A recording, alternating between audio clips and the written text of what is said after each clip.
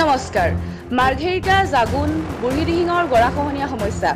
মাৰ্ঘেৰিটা সমষ্টিৰ কুমচাই গাঁও পঞ্চায়তৰ অন্তৰ্গত ১ নং টকলঙত বুঢ়ীদিহিং নদীৰ গৰাখহনীয়াই ভয়াৱহ ৰূপ ধাৰণ কৰিছে। হাজাৰ হাজাৰ কৃষিভূমি জাহ গৈছে নদীৰ বুকুত, কিন্তু কাণসাৰ নাই বিভাগীয় কৰ্তৃপক্ষৰ। ৩১৫ নং ৰাষ্ট্ৰীয় ঘাইপথৰ পৰা প্ৰায় ১৫-২০ কিলোমিটাৰ নিলবৰ অতি ভিতৰুৱা ১ নং টকলং গাঁৱৰ ৰাইজে বুঢ়ীদিহিং নদীৰ গৰাখহনীয়াৰ বাবেই গাঁওখনৰ বহু পৰিয়াল নিৰাপদ স্থানলৈ ঘৰ বাৰী এৰি ঢাপলি মেলিব লগা হৈছে। এই গৰাখহনীয়া ৰোধ কৰাৰ বাবে বিভাগীয় কৰ্তৃপক্ষক ১ নং টকলঙৰ ৰাইজে আবেদন নিবেদন জনাই আহিছে যদিও আজিলৈকে কোনো পদক্ষেপ গ্ৰহণ নকৰাৰ অভিযোগ উত্থাপন হৈছে। বছৰ বছৰ ধৰি গৰাখহনীয়া সমস্যাত ভুগি অহাৰ পাছতো এই অঞ্চলৰ ৰাইজৰ সমস্যাৰ বুজ ল'বলৈও আহৰি নাই মাৰ্ঘেৰিটাৰ বিধায়ক ভাস্কৰ শৰ্মাৰ।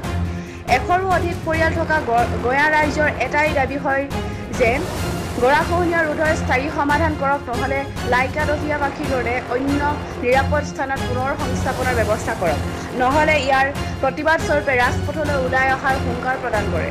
জাগুনৰ পৰা প্ৰদীপ বৰগোহাঁইৰ ৰিপৰ্ট, টাইম 60 অসম।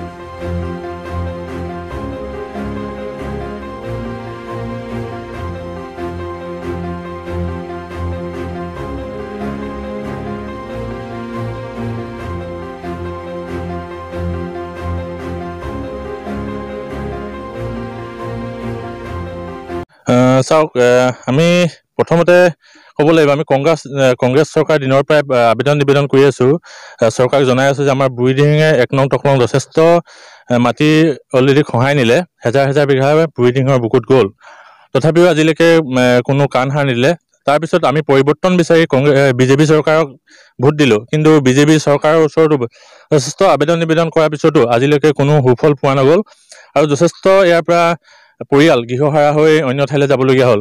মই এটাই কথা অনুৰোধ জনাব বিচাৰোঁ, আমাৰ টিয়াব অঞ্চলৰ অন্য ঠাইৰ পৰা লৈকাদধিয়াৰ পৰা যথেষ্ট মানুহ আনিছে, আমাৰ ইয়াত সংস্থাপন দিছে। আমি ভাবোঁ আমাৰ ইয়াৰ মানুহকো অতি সোনকালে যদি গৰাখহনীয়া বান্ধটো নিদিয়ে অন্য ঠাইলৈ স্থানান্তৰ কৰক, সংস্থাপন কৰক, অন্যথা আমি ৰাজপথলৈ যাবলৈ বাধ্য হ'ম।